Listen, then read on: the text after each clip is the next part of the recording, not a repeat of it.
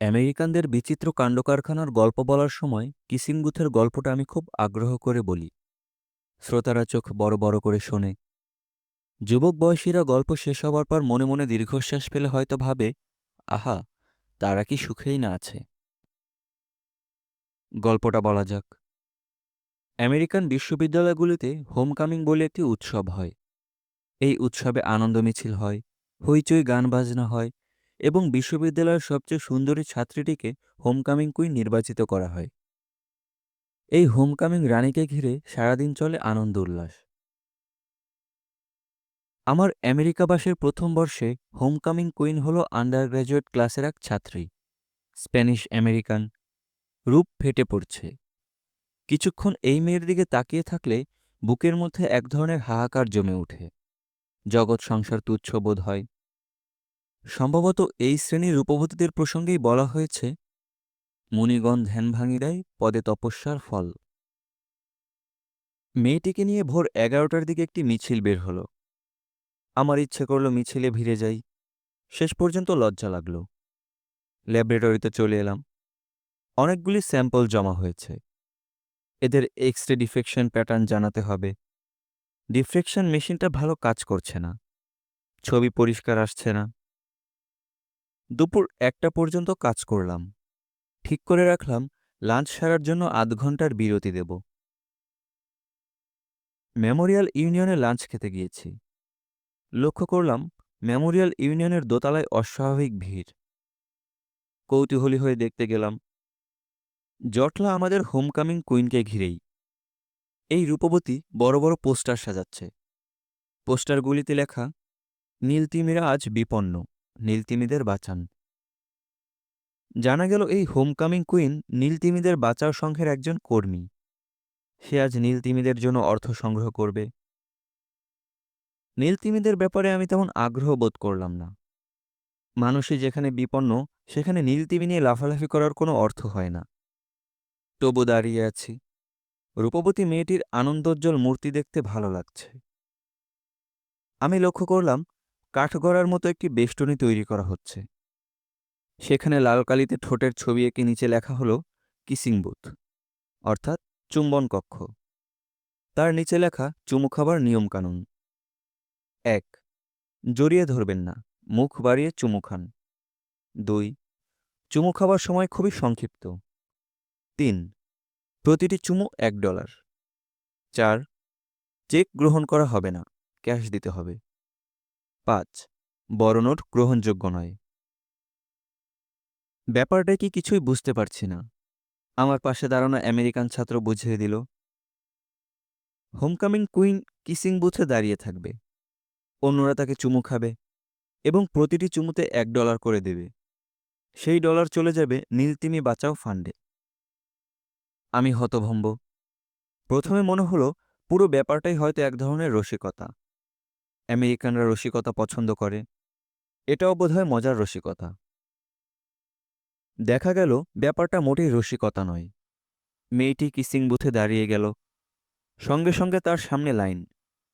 এক একজন এগিয়ে আসছে, ডলার দিচ্ছে। মেয়েটিকে চুমু খেয়ে সরে যাচ্ছে। এগিয়ে আসছে দ্বিতীয়জন। আমি মুগ্ধ বিস্ময়ে দেখছি। মেয়েটির মুখ হাসি হাসি। তার নীল চোখ ঝকমক করছে, যেন পুরো ব্যাপারটায় সে খুবই আনন্দ পাচ্ছে। আনন্দ ছেলেরাও পাচ্ছে। একজনকে দেখলাম $10 একটা নোট দিয়ে পরপর 10 বার চুমু খেল। এতেও তার স্বাদ মিটল না। মানিব্যাগ খুলে $20 আরেকটি নোট বের করে উঁচু করে সবাইকে দেখাল। সঙ্গে সঙ্গে প্রচণ্ড হাততালি, যার মানে চালিয়ে যাও। ইউনিভার্সিটির ম্যাথর, ঝাড়ুদার এরাও ডলার নিয়ে এগিয়ে গেল। এরা বেশ গম্ভীর, যেন কোনো পবিত্র দায়িত্ব পালন করছে। চুমু খেল খুবই শালীন ভঙ্গিতে। মন্দিরের দেবমূর্তিকে চুমু খাবার ব্যবস্থা থাকলে হয়তো এভাবেই খাওয়া হতো। কিছুক্ষণের মধ্যে ভারতীয় ছাত্ররা চলে এলো। এরা চুমু খাবার লাইনে দাঁড়াল না। এক জায়গায় দাঁড়িয়ে জটলা পাকাতে লাগল। এ ওকে ঠেলাঠেলি করছে। কেউ যেতে চাচ্ছে না। শেষ পর্যন্ত একজন এগিয়ে এলো। এর নাম উমেশ। বোম্বের ছেলে। মানুষ যে বানর থেকে এসেছে এটা উমেশকে দেখলেই বোঝা যায়। তার জন্য ডারউইনের বই পড়তে হয় না। উমেশ চুমু খাওয়ার পরপরই অন্য ভারতীয়দের লজ্জা ভেঙে গেল। তারাও লাইনে দাঁড়িয়ে গেল। আমি ল্যাবরেটরিতে চলে এলাম। আমার প্রফেসর তার কিছুক্ষণের মধ্যেই এক্স-রের কাজ কি হচ্ছে তার খোঁজ নিতে এলেন। ডিফেকশন প্যাটার্ন দেখতে দেখতে বললেন, তুমি কি ওই মেয়েটিকে চুমু খেয়েছ? আমি বললাম, না। না কেন?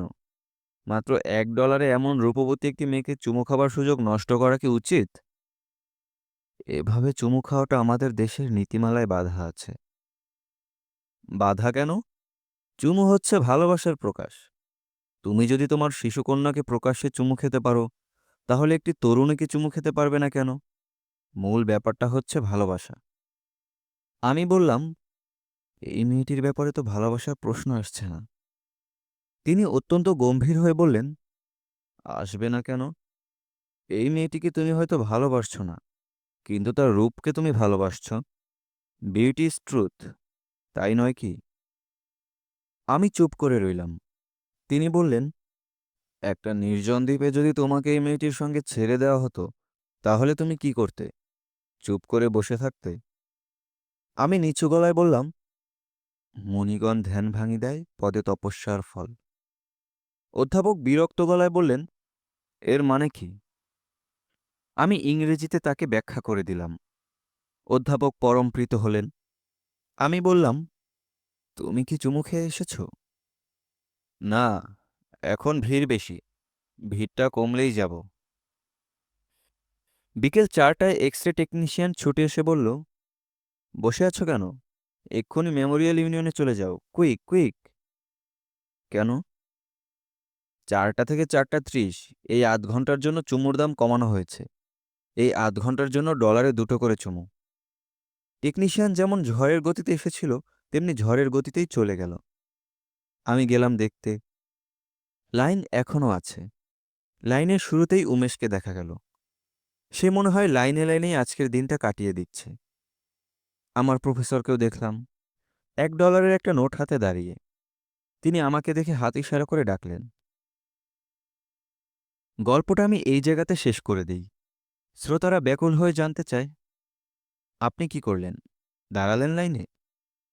আমি তাদের বলি, আমি লাইনে দাঁড়ালাম কি দাঁড়ালাম না, তা গল্পের জন্য অনাবশ্যক। অনাবশ্যক হোক আর না হোক, আপনি দাঁড়ালেন কিনা বলুন।